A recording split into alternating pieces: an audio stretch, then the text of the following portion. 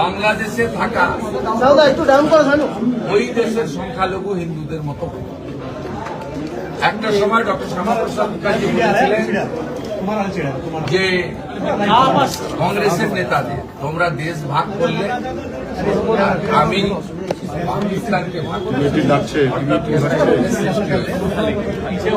আমি নিশ্চিতভাবে ক্যাবিনেটে রাখবো, বিধানসভায় রাখবো। আমার ভাবনার মধ্যে আছে যে পশ্চিমবঙ্গের প্রতিষ্ঠা দিবস 1947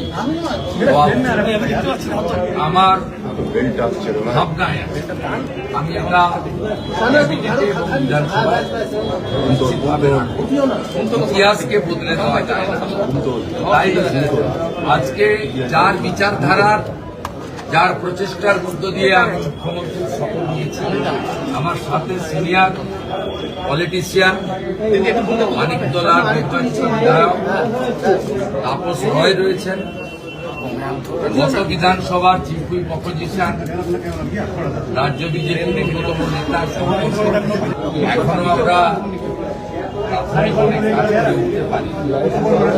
আগামী দিনে আমাদের অগ্রাধিকার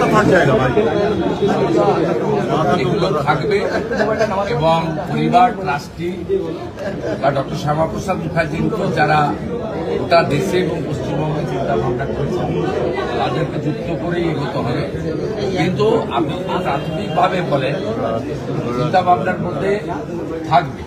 এই চিন্তা ভাবনার মধ্যে আমাদের এই রাজ্যে প্রতিষ্ঠিত আস্থার যেভাবে মাননীয় নরেন্দ্র মোদীজির নেতৃত্বে চারধাম আদিগুরু শঙ্করাচার্য সমাধিস্থল সেজে উঠেছে, কাশী বিশ্বনাথ সেজে উঠেছে, মধ্যপ্রদেশের মহাকাল উজ্জয়িনী, অযোধ্যায় অত্যন্ত পূর্ণ রাম মন্দির তৈরি হয়েছে, পূর্ণাঙ্গ হয়েছে, হজ উত্তোলন হয়েছে।